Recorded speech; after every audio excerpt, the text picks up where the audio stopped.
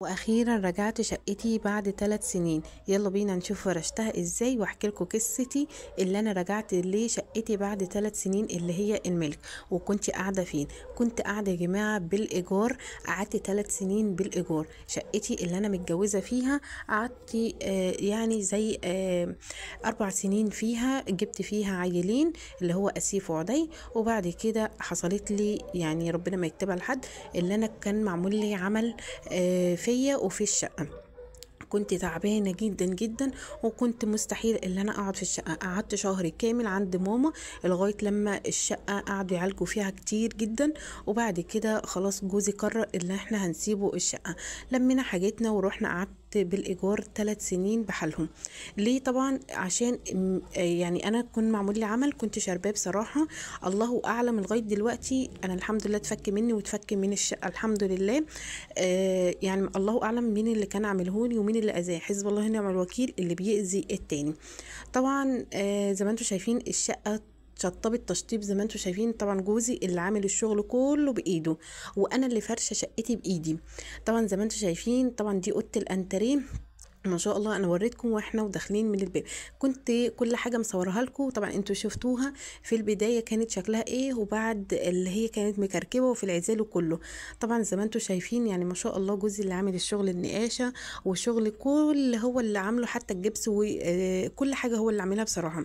طبعا هي دي شغلته الدهور والمحاره والنقاشه. دي شغله جوزي ما شاء الله عليه. طبعا بصوا اوضه الانتريه يعني ما شاء الله بعد ما اتفنشت خالص انا حسيت براحه نفسيا لما خلصت الشقه اليوم ده.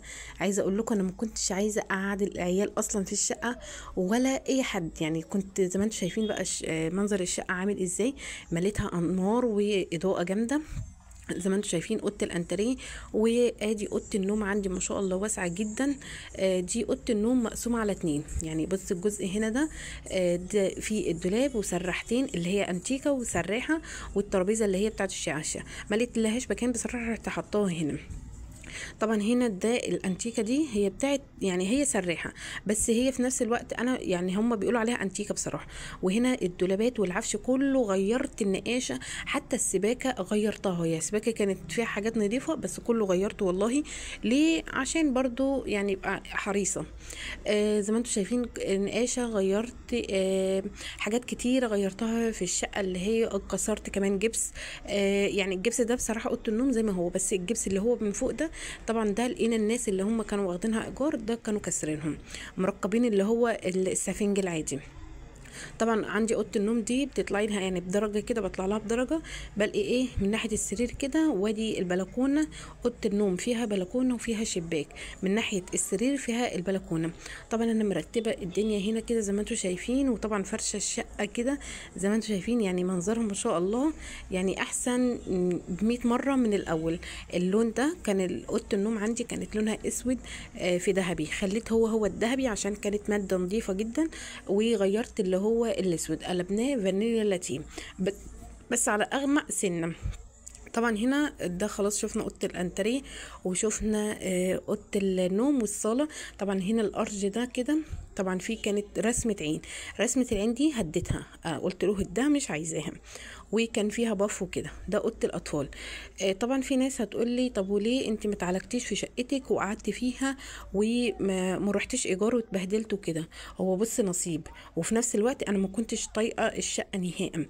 قعدت 3 سنين الحمد لله. وعايزه اقول لك انا ما كنتش هطلع من الايجار بس هي صاحبه البيت كانت محتاجه شقتها وعايزاها. قعدنا نلف كتير في الايجارات ما لقيناش ولقينا اسعار يعني فوق عالي جدا. قلنا طب وليه نعالجوا شقتنا واتعالجت انا برضو تاني.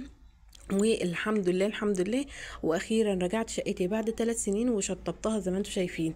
طبعا هنا عندي ده المكتب ده كانت الدباديب دي كانت فيه حصنه. هديتها بصراحه يعني لقيتها منظرها مش حلو رحت هديها. خليت جوزي يعني هدها. اوضه الاطفال هنا غيرت برضو الالوان بتاعتها. خليتها هنا فانيليا لاتيه ذهبي زي اوضه النوم بس اوضه الاطفال على افتح سنه بصراحه. طبعا هنا زي ما انتم شايفين كل حاجه متنظمه هنا. طبعا ليه؟ هنا واخده وضع حاجتي. يعني شايفين السجاد ده هناك في اوضه اللي هي شقه الايجار اللي كنت قاعده فيها، كانش السجاد ده كله لما كنت بعمل معاكم روتينات وفي الشقه. طبعا عندي البلكونه ما شاء الله على شارع، وفي نفس الوقت واسعه جدا، ويعني ملفوفه لف واخده على شارعين، يعني الشارع ده والشارع ده، وانا في ساكنه في الدور الرابع. طبعا زي ما انتم شايفين الشارع جميل وهاوي، وفي نفس الوقت يعني على عمومي زي ما انتوا شايفين. طبعا هنا عايزه اقول لكم اللي انتوا تحرصوا عن نفسكم.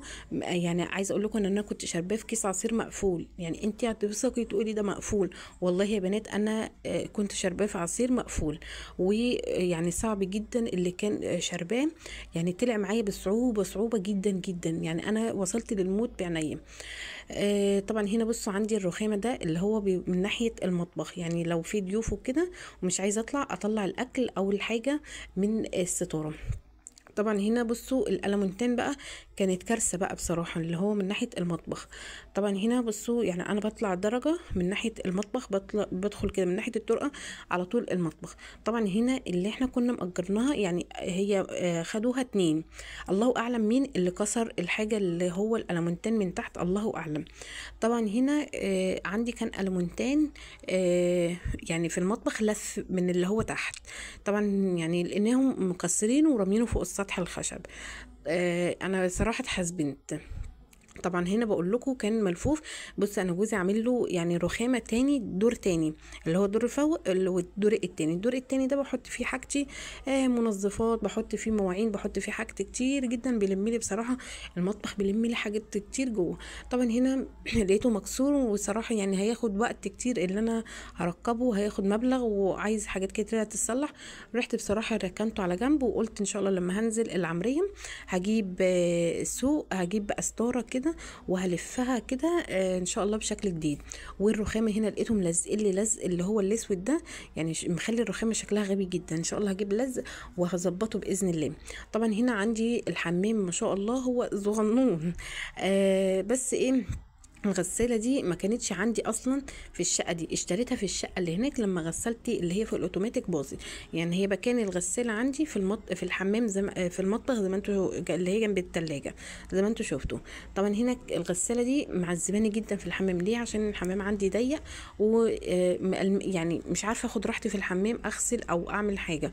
رحت حطيتها بصراحة جنب التانية في المطبخ، لقيت المطبخ واسع، ورحت حطها تحت ايه الرخامة، وسعت لي الحمام شوية.